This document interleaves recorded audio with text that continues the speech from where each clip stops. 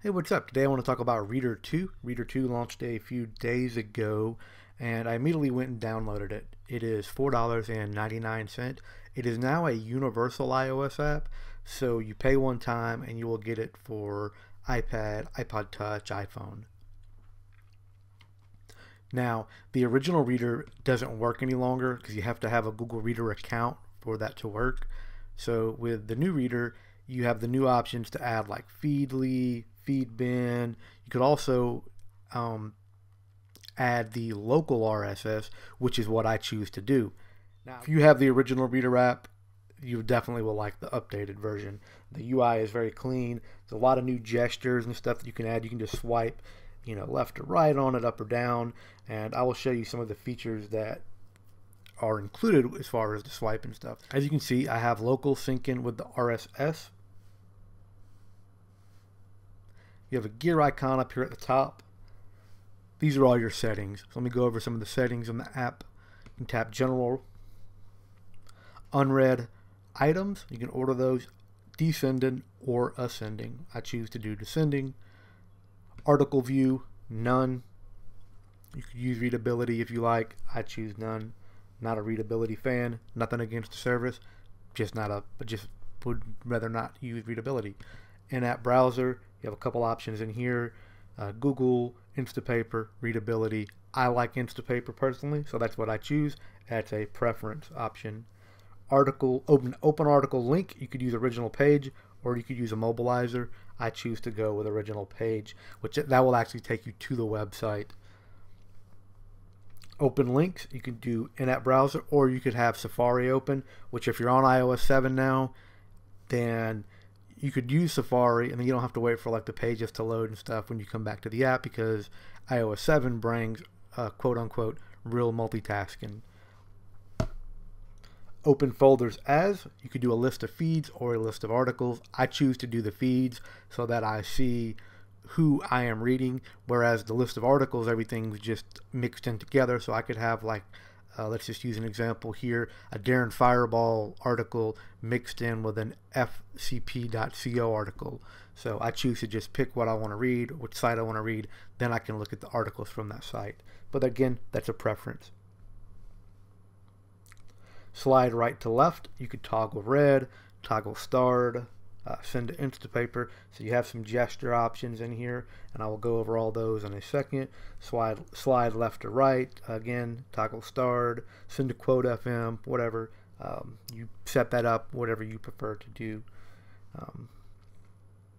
Dim archived articles. Now what this does, if I read an article, as you can see right here, it's kind of dark black text here on my article, and if I were to read it, it would turn to a light gray, just kind of blur it out to say that I've already read it.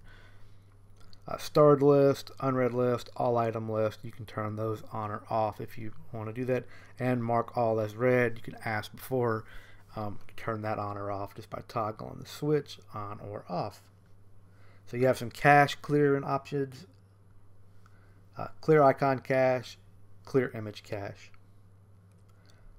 Okay. Add account, you can add readability, Feedbin, Feedly, Feed Wrangler, Beaver, or RSS local, which does not sync.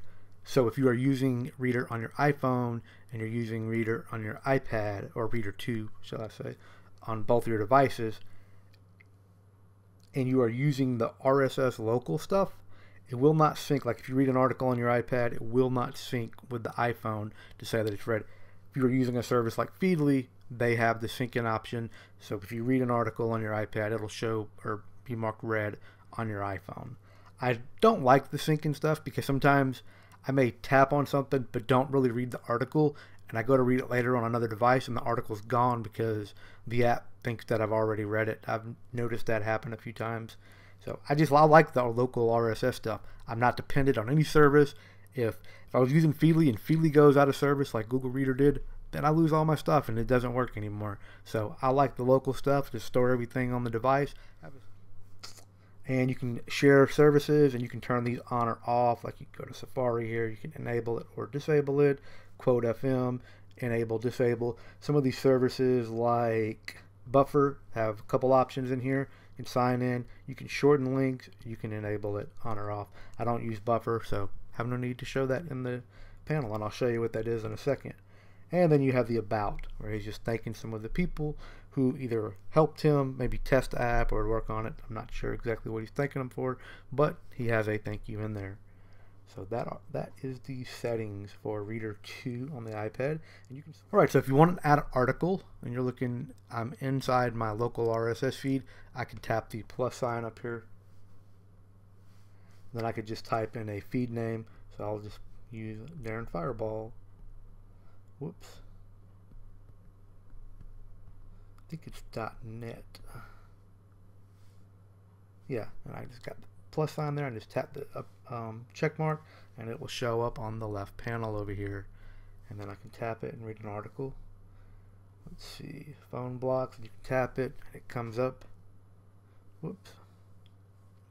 Now you have your share options in here when you're reading the article. You'll notice that the icon looks a little different than before.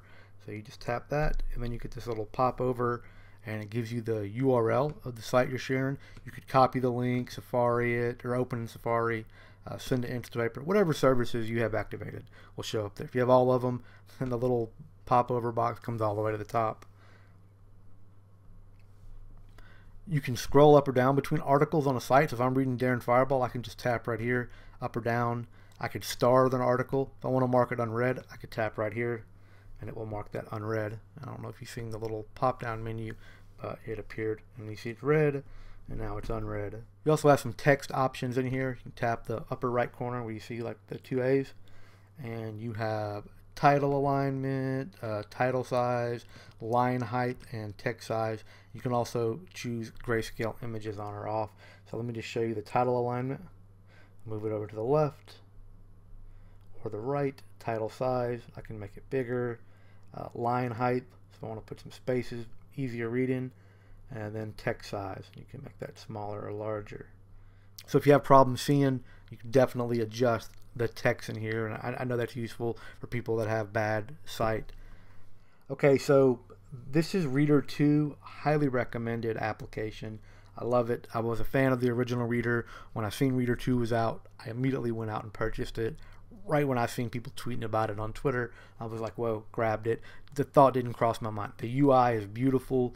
If you already have an iPhone, if you already have Reader on your iPhone, the original Reader, it does not add any new features to it. It's just an updated UI.